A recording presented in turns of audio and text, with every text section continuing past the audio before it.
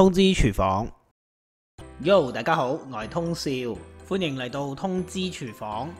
今日我想分享一下我自創嘅菜式蘋果豬扒。呢個豬扒其實我之前直播做過一次，深受大家歡迎，所以今次我出一個濃縮嘅短片，等更多人可以睇到呢一個食譜。豬扒買翻嚟之後，如果好似我咁係用一啲急凍嘅豬扒，就將佢解好凍，然後就用廚房紙將佢完全抹到乾身。我通少選用嘅係一啲中間部位嘅無骨豬扒，至於你話要用其他部位嘅豬扒或者帶骨都好，隨你喜歡啦。不過帶骨嘅話煎嘅時候就比較難熟一啲。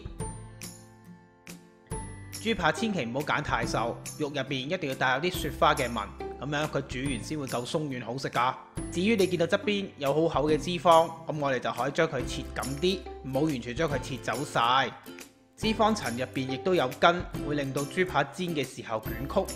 要避免呢個問題，可以喺脂肪層嗰度切幾刀，咁煎嘅時候就唔會捲曲噶啦。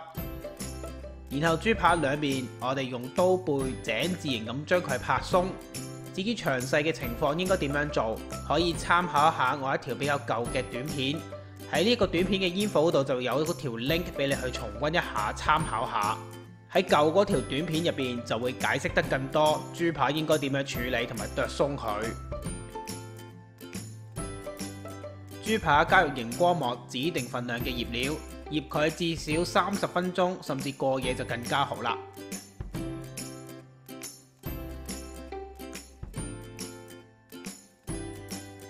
跟住我哋處理埋個蘋果同佢去皮，然之後就同佢切件，再將佢切成薄片。我用嘅係喺加拿大超市買嘅加拿蘋果，當然你可以用其他蘋果嘅，例如富士蘋果就係一個唔錯嘅選擇。盡量揀啲比較甜啲、脆口啲嘅就比較好。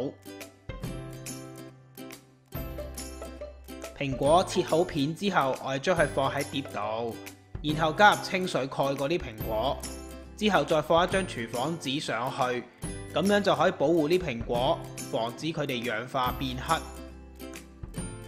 喺煎豬扒之前，我哋要將豬扒薄薄地咁樣鋪上一層粟粉或者係麵粉。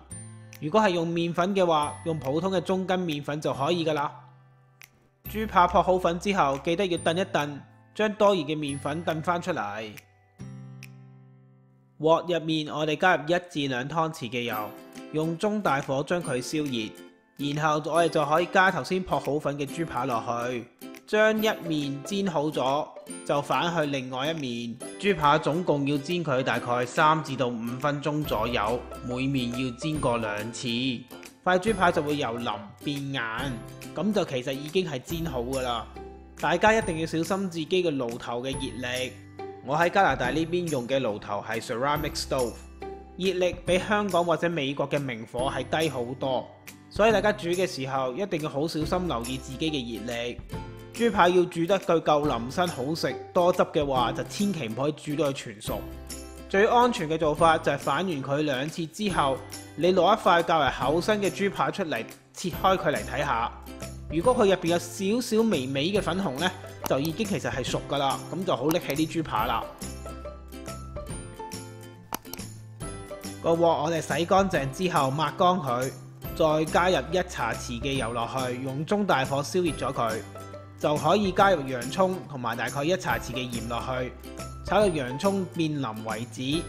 之後就可以加入指定份量嘅調味料落去，煮成醬汁。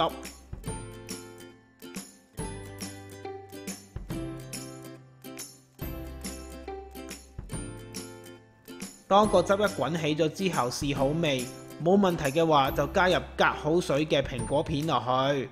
當個汁再滾起嘅時候，我哋就可以加入粟粉水同佢打芡，成為一個結身嘅醬汁。咁你可能會問，唔使煮個蘋果咩？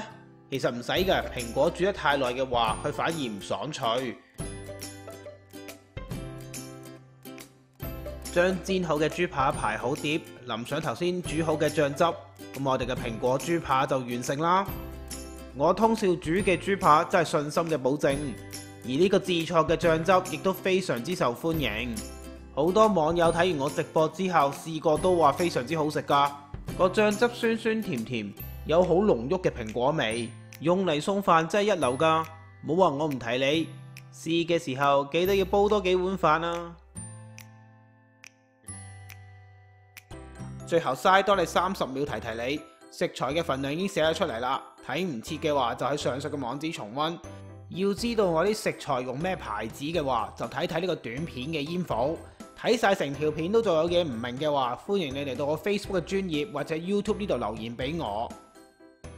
如果大家中意我嘅短片，希望你會俾個 like 同埋 share 俾你身邊嘅朋友，仲要訂閱我嘅頻道支持下我。訂閱完之後記得要撳埋隔離個鐘仔喎，咁樣你先會收到我最新嘅通知㗎。我哋下次再見啦，拜拜。